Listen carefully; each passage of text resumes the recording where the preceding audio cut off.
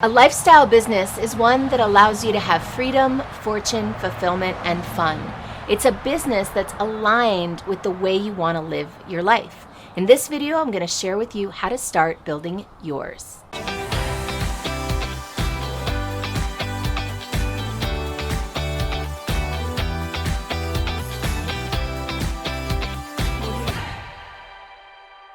Before we get started into diving in how you can start to build your lifestyle business, let's talk a little bit about what a lifestyle business is.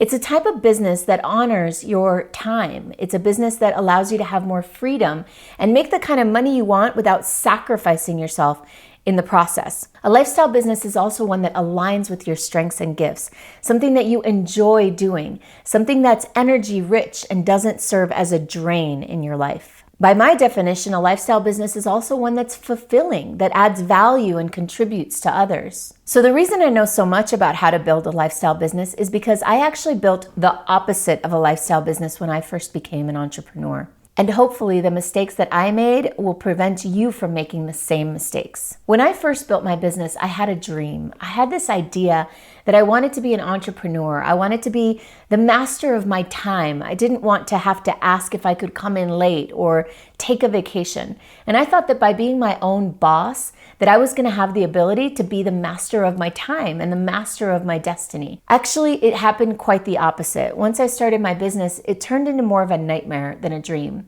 I found myself working all the time to try to land clients, try to deliver to clients. I was always networking and having lunch sessions and meetings and writing proposals and constantly trying to get business in a variety of different ways. I had gotten so far away from my dream, I didn't even know what to do anymore. In 2014, I actually had a massive breakdown, a personal breakdown in my life that led to a breakdown in my business.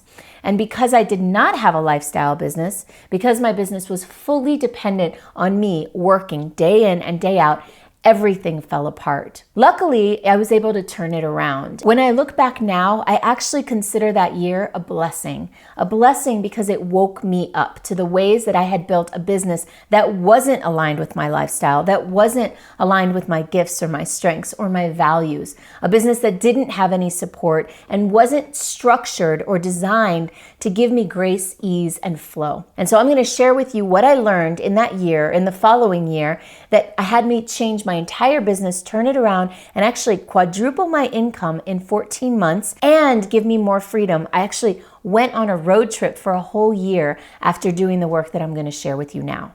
So there are 4 key components to consider as you start your lifestyle business.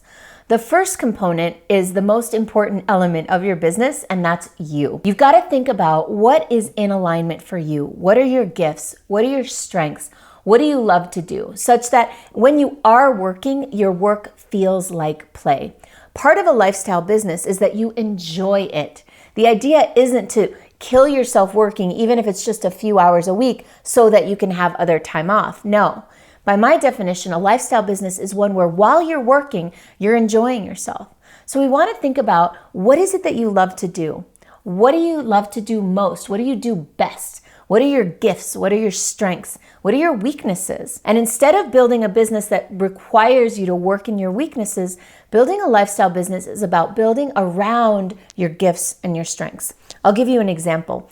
Back in the pre-2014 fiasco, I had built a business that required me to be in execution mode. I used my strengths and my gifts to land business, which are my creativity and my strategy. I used to use all those gifts in my upfront meeting, in my initial sales conversation. I would give away all my best ideas. I would give away my strategies, my creative thoughts. I would give feedback and guidance and advice. All the stuff that I do easily and naturally, I would give it away up front. And then I would say, hey, do you want me to write a proposal to help you with that? And sometimes they'd say yes. And then generally I'd never hear from them again after I'd send the proposal. And I bring this up to you because what I was doing was I was giving away what I was best at, and then I was trying to charge for the execution part of things, the implementation side of the ideas, which are the part that I didn't enjoy as much. So I kind of had this attitude to my business where I needed the business, I wanted them to work with me, I needed the money, but at the same time, I didn't really love what I was doing. So I was sending mixed messages out emotionally and energetically to the client and to the universe. So the idea behind that story is to share with you that the first thing you want to look at in creating a lifestyle business is this business aligned with what I love to do and with what I do best? The second part about building a lifestyle business is pretty obvious. It's about the lifestyle. Sometimes when we start our businesses and we're so focused on generating clients and making money, we can forget to make the business work around our lifestyle. And what ends up happening is that our life can take a back seat to the business. And we live our life in the space left over when all the business is done, which of course it never is. The work is never done. So the key to having a lifestyle business is to define what's that lifestyle first. For example, if you're someone who wants to take Fridays off and have a 3-day weekend every single weekend, guess what? You can do that. The key is figuring out how to get all the work done in the remaining amount of time. Another thing you might want, maybe you're a mom and you want to pick up your kids every day from school, in which case you only want your workday to go till 2 or 3 p.m. Well, you can do that too. The key is to block off the life part of the business, the lifestyle first. Block that off in your calendar and then work with what's remaining. Also, perhaps you want to travel full time. Maybe you want to live on the road like I've done for several years. If you want to do that, then you need to make sure that the business that you built allows you to work virtually and that you can host all your meetings, say on Zoom or by the telephone.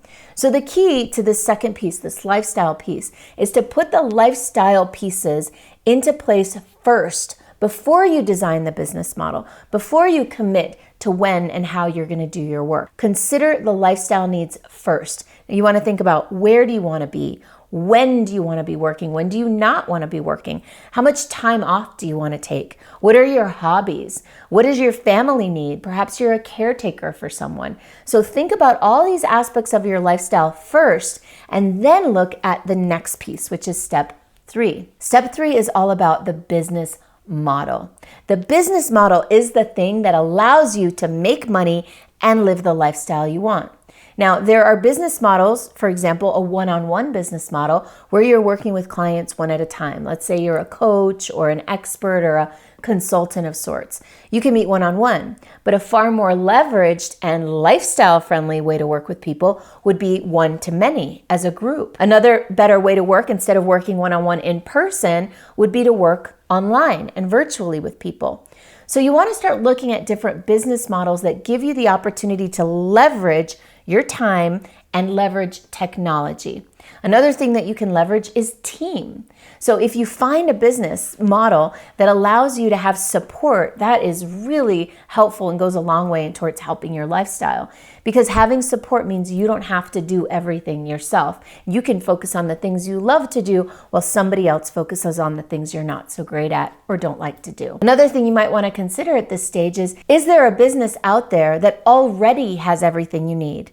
You know, these days there are so many direct sales companies and franchise opportunities, licensing opportunities all over the place. Tried and true business models that have been proven already to work. If you're someone who doesn't want to create something from scratch and instead you want to plug into something that's already working, then do your homework and see if there's some already out there business opportunities that you can sign up for and start working right away, where someone else is doing the fulfillment and the back end piece so you can focus on just generating the business. And the fourth thing that you want to consider as you start your lifestyle business is your own mindset. One of the best quotes I ever heard was that the longest distance between 2 points is the 6 inches between your ears. And that is so true when it comes to being an entrepreneur, especially if you're a new entrepreneur. As someone who's building a lifestyle business, it is so important that you put boundaries in place and that you understand the limits and your values that you're not willing to compromise. As an entrepreneur, it can become very easy to get caught up in everybody else's needs. And as someone who's creating a lifestyle business, you need to stand firm in your commitment to that lifestyle that you're building. Another key part of your mindset is going to be coming from sufficiency instead of scarcity. So often as entrepreneurs, we can feel like it's never enough, like we need to make more. And a lot of time that comes from the fact that there's a lot of up and down in our revenue cycles, right? As an entrepreneur, sometimes we have better months than others.